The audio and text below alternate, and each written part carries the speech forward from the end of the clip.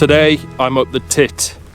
Yes, I'm doing some photography up the tit.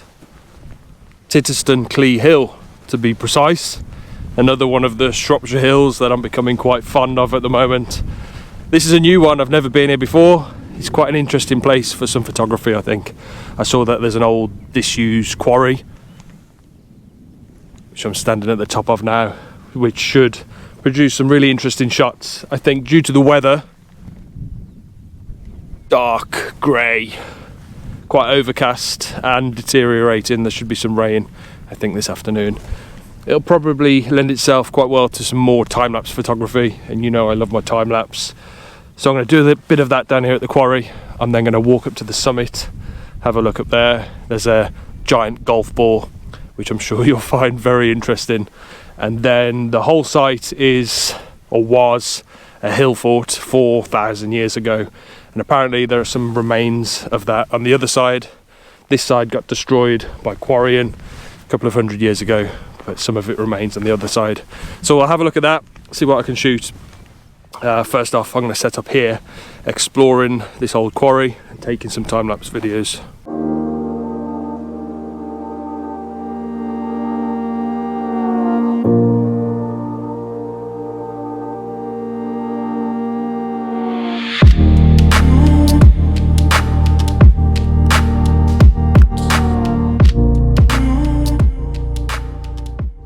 I'm here at the disused quarry. It's quite an interesting place. There are these big concrete structures littered around the whole area. They're not cordoned off, no railings, but you can walk through them, inside them, on top of them, climb them to your heart's content. It's quite dangerous. I wouldn't want to bring the children here. I wouldn't want to bring my two kids here. They'd be lethal, jumping off everything, getting themselves in trouble. But it's a really interesting place. It's got a great industrial feel to it. You can imagine how 70 years ago, 100 years ago, there would have been hundreds, if not thousands, of men up here working, digging out coal, digging out stone and whatever else they got up to up here.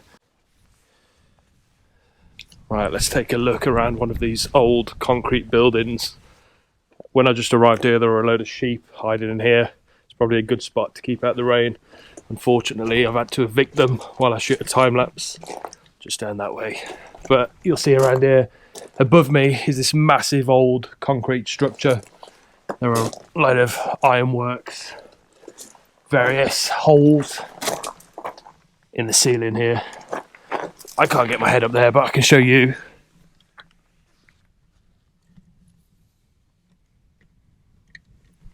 Using the GoPro like a little periscope. Right, I'm going to explore the rest of this quarry. I'm going to shoot some more time-lapse videos, and I'll see you at the giant golf ball. But first, actually, I'll just show you what I'm doing. I've got the Sony A7 set up on a Ronin SC on top of a tripod. It's doing a motion lapse, so it goes from about this frame in here on the left all the way around to the right. I'm always a little bit cautious about doing a motion lapse on the Ronin because it's not that accurate, and if it's quite windy, then it can move around a little bit. Today it should be alright, the wind's quite low, so I'm hoping for some good results. Whew, I'm out of breath. Something that I am going to do today is a time-lapse tutorial. I'm not sure how this is going to go. It's not something that I imagine I'm going to be very good at. There are a lot of good people doing this kind of stuff on YouTube already, but I'm going to give it a go. I'm not going to do it now, so don't switch off just yet if that's boring for you. I'm going to do it in a separate video. I'll put it...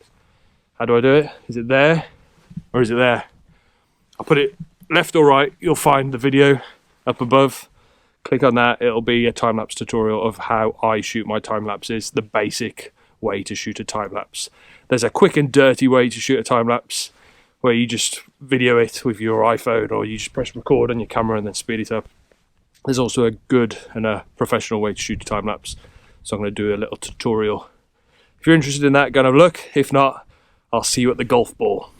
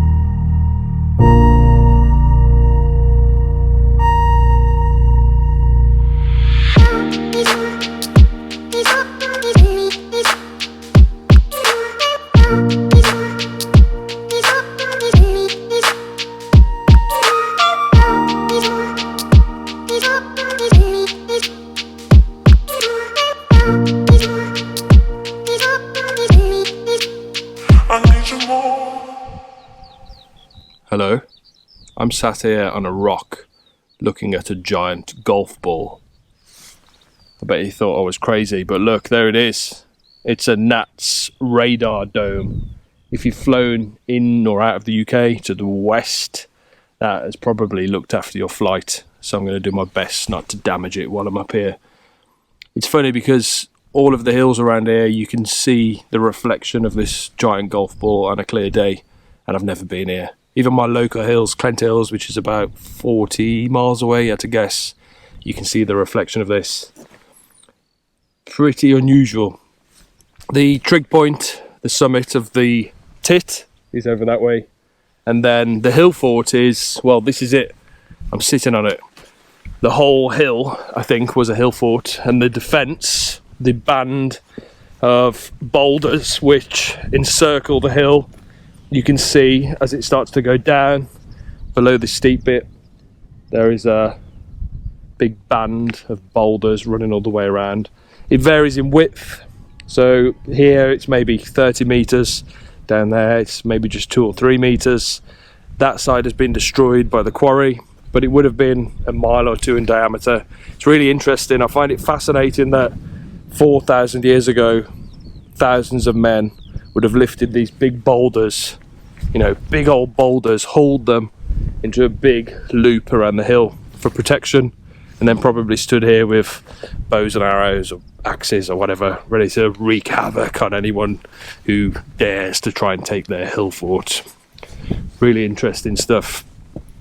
Right, well, I'm pretty much done. I've got a few shots left to get of the golf ball, and then I'm going to head home. Thanks for watching.